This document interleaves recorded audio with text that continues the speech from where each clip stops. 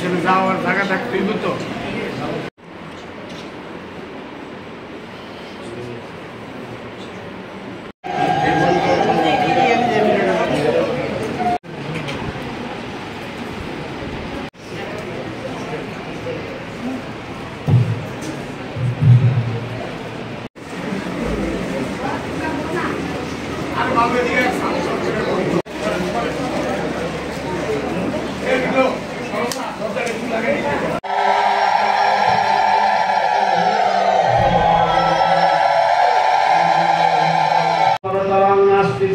श्री गुरवे नमः।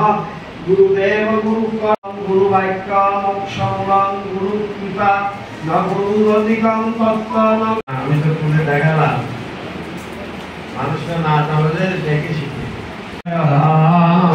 জয় রাম জয় শ্রীমান পরং ব্রহ্ম গুরুং বদামি শ্রীমান পরং ব্রহ্ম গুরুং শরামি শ্রীমান পরং ব্রহ্ম গুরুং নমামি। বিভিন্ন স্থান থেকে আগত রাম নাম দীক্ষা প্রাপ্তি সুখী সজ্জন ভক্তমণ্ডলী মাতৃ ঢুকে থাকে। এর আগে বক্তব্য চালাইছে।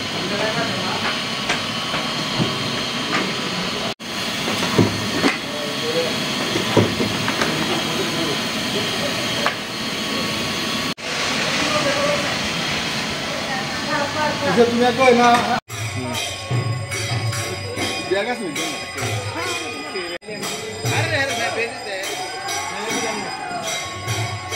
আমার কাছে আছে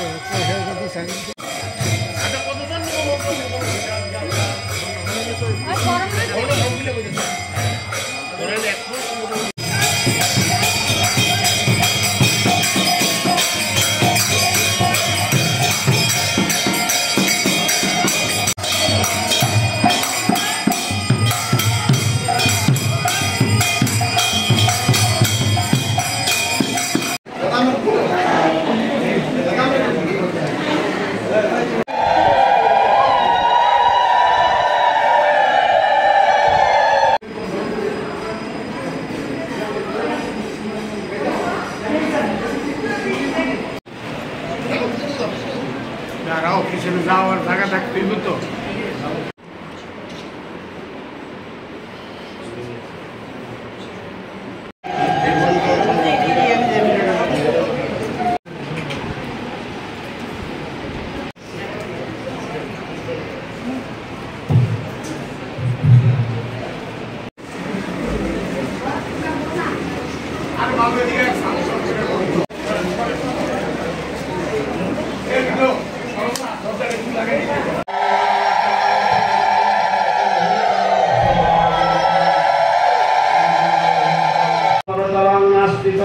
श्री गुरवे नमः।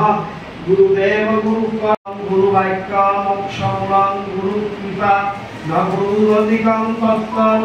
আমি তো তুলে দেখালাম, মানুষটা না জানলে দেখে শিখে। জয় রাম জয় শ্রীমান পরং ব্রহ্ম গুরুং বদামি শ্রীমান পরং ব্রহ্ম গুরুং শরামি শ্রীমান পরং ব্রহ্ম গুরুং নমামি। বিভিন্ন স্থান থেকে আগত রাম নাম দীক্ষা প্রাপ্তি সুখী সজ্জন ভক্তমণ্ডলী মাতৃ ঢুকে থাকে। এর আগে বক্তব্য চালাইছে।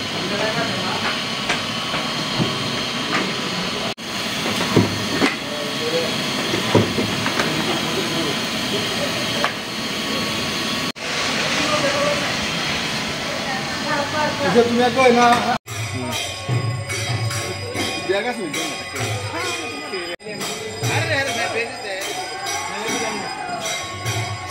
আমার কাছে আছে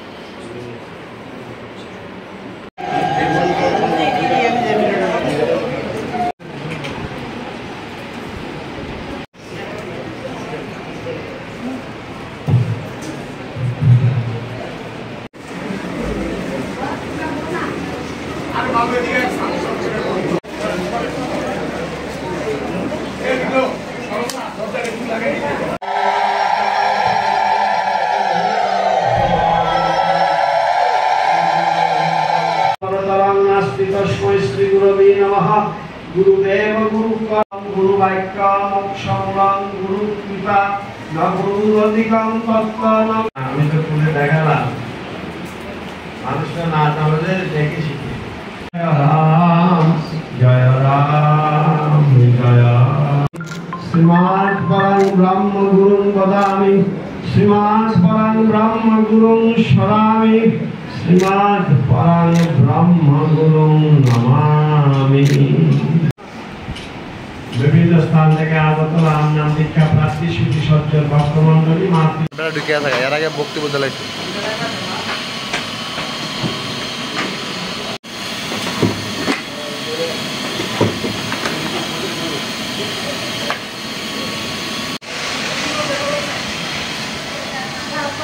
তুমি কই না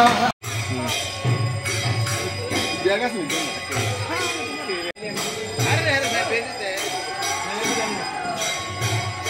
আমার কাছে আছে তো সেকেন্ড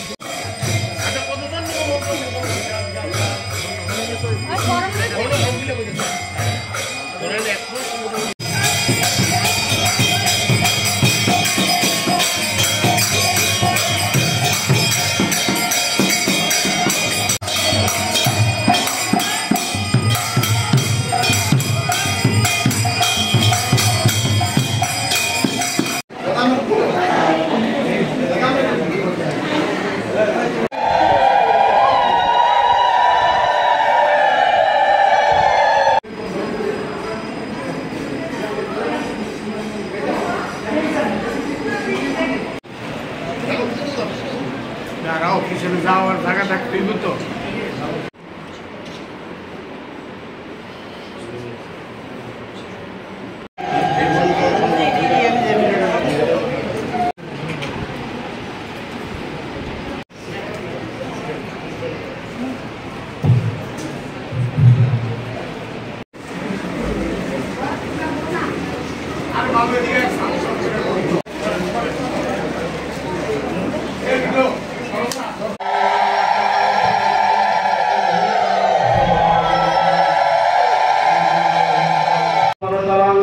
तस्मै श्री गुरवे नमः गुरुदेव गुरुकं गुरुवाक्यं मोक्षं गुरुकृपा न गुरुरधिकं तत्त्वं আমি তো পুরো দেখালাম মানুষটা না তাহলে দেখে শিখি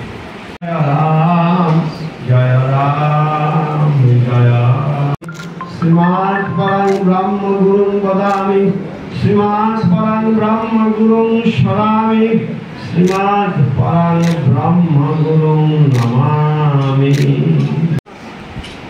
বিভিন্ন স্থান থেকে আগত রাম নাম দীক্ষা প্রাপ্তি সুধী সজ্জন ভক্তমণ্ডলী মাতৃ আপনারা ঢুকে আছে এর আগে বক্তব্য দিলাইছে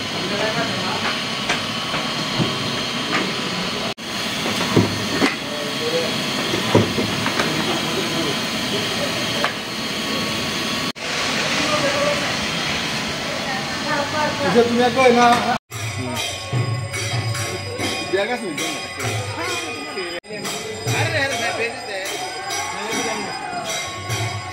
আমার কাছে আছে তো সেকেন্ড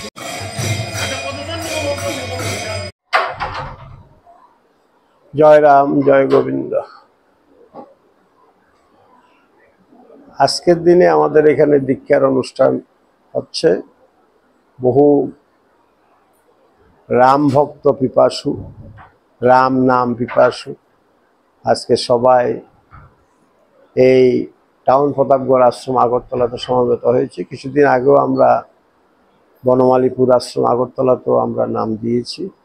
বহু লোক, প্রায় 1000-এর মতো লোক সেখানেও দীক্ষা লাভ করেছেন। এর আগে আমরা বিলুনিয়া এসেছিলাম প্রথমে। যা হোক, এখানে ভক্তরা যাতে তার এই মনুষ্য জীবনকে সার্থক করতে পারে, এই মনুষ্য জীবনে আসার কি কারণ, কি উদ্দেশ্যে মনুষ্য জীবনে আসা, তাকে কি কি করা উচিত, আমার ঠাকুরের কি কি নির্দেশনা রয়েছে, এগুলি তাদের মধ্যে আমি আজকে চেষ্টা করব দেওয়ার জন্য। হয়তো অনেকে হয়তো একটু অমনোযোগী থাকে, আমাদের এখন মোবাইল যুগ, সবাই মোবাইলের সাথে সম্পৃক্ততা বেশি থাকে, যদিও সেটার জন্য আমি তাদেরকে বারবার নিষেধ করি যে দীক্ষা যতক্ষণ থাকবে ততক্ষণ মোবাইলে থাকবে না। মোবাইল আমাদের প্রয়োজনীয় বস্তু, সবার দরকার, কিন্তু দীক্ষার মধ্যে সেখানে আমাদের মনটাকে নিবিষ্ট রাখা উচিত নয়। তাই আমি প্রায় 4 ঘন্টা আলোচনা করি, 3 থেকে 4 ঘন্টা। আমাদের এই মনুষ্য জীবনে এসে আমাদের কি করণীয়, কি করা উচিত, পরবর্তী জীবনটাকে যদি সুন্দর করতে চাই, এই জীবনটাকে যদি সুন্দর করতে চাই, দুইটারই জন্য দীক্ষা এক অত্যাবশ্যক বস্তু। দীক্ষায় মানুষকে নূতন জন্ম দেয়। আমরা একবার মাতৃগর্ভ থেকে জন্ম পেয়েছি, কিন্তু মাতৃগর্ভ থেকে জন্ম পাওয়ার পর আমাদের পূর্বজন্মের কর্মফল আমাদের ভোগ করতে হয়। সেই কর্মফল থেকে কিভাবে নিজেদেরকে আমরা উদ্ধার করব, পরিবারকে উদ্ধার করব, সেই দর্শন নিতে হলে সদ্গুরুর কৃপা চাই, সদ্গুরুর কাছে আসতে হয়। সদ্গুরু পৃথিবীতে খুব কম, দীক্ষা নিতে হয় সদ্গুরু থেকে। আর আমাদের গুরুদেব হচ্ছেন পৃথিবীতে যতগুলি সদ্গুরু এসেছে তার মধ্যে শ্রেষ্ঠ সদ্গুরু দেবাদিদেব মহাদেব। দেবাদিদেব মহাদেব সদ্গুরুর লক্ষণ বর্ণনা করেছেন তার গুরু গীতা গ্রন্থে 8টা। এই 8টা বৈশিষ্ট্য আমাদের ঠাকুর 100% লাভ করেছেন, 8-এ 8। তাই তিনি হলেন শ্রেষ্ঠ সদ্গুরু। এই কি লাভ করেছেন এবং সেই বৈশিষ্ট্যগুলি কি মহাদেব কি বলেছেন, সদ্গুরুর লক্ষণ, এগুলি তাদেরকে বিস্তৃতভাবে বলার চেষ্টা করি। তাই যারা আজকে সেই দীক্ষায় অংশগ্রহণ করছে তারা দেশ ও জাতির জন্য এবং নিজের জন্য, নিজের এবং দেশ এবং জাতির জন্য অবশ্যই তারা একটা শ্রেষ্ঠতম অবদান তারা রাখতে পারবে যদি ঠাকুরের এই সামান্য কথা, বেশি কথা বলে নাই, তিনি 3টা নির্দেশনা দিয়েছেন। কলিযুগের মানুষ বহু দোষ দুষ্ট, আমরা বহু রকম সমস্যায় আমরা ভুগি। আয়ু কম, সময় কম, ধৈর্য কম, গুরুভক্তি কম, ঈশ্বর ভক্তি কম। আমরা কোনো শাস্ত্র পাঠ করি না, বিশেষ করে সনাতন জাতিরা কোনো শাস্ত্র পাঠ করি না, এমন ছোট্ট গীতাটা পড়ি না, যেটা পৃথিবীর শ্রেষ্ঠ একটা ধর্মগ্রন্থ, এটাই আমরা পড়ি না। আমরা দেখি কি শতকরা 1 জন পাওয়া দুষ্কর হয়, 2 জন পাওয়া দুষ্কর হয় 100 জনের মধ্যে। বড় দুর্ভাগ্য আমাদের, পৃথিবীর শ্রেষ্ঠ ধর্মগ্রন্থটা আমরা পড়ি না, এবং এটাতে কি আছে, ভগবান কি দিয়েছেন। আর তার সাথে আমরা আমার গুরুদেবের যে বাণী যেখানে রয়েছে, বেদবাণী এবং ভগবদ্গীতা। ভগবদ্গীতা হলো ঈশ্বরের বাণী, আর বেদবাণী হচ্ছে ঠাকুরের বাণী, কিন্তু ঠাকুরের বাণীটা বেদ উপনিষদ গীতার আলোকে। তাই আমরা তাদেরকে কিভাবে তার জীবনটা এই ইহকাল এবং পরকালকে সুন্দর করবে, সেই মানব জীবনটা কিভাবে গঠন করতে হবে, গীতার মধ্যে এভরিথিং আছে, সমস্ত বস্তু আছে। যদি আমরা তা স্বাদ গ্রহণ না করি তাহলে আমরা মানুষ হিসেবে দুর্ভাগা বলতে হয়। এই কথাগুলি বলবো, আর তাদের জীবনটাকে যেন সুন্দর হয়, সার্থক হয়, চেষ্টা করি। বাংলাদেশে যে ঘটনাগুলি ঘটছে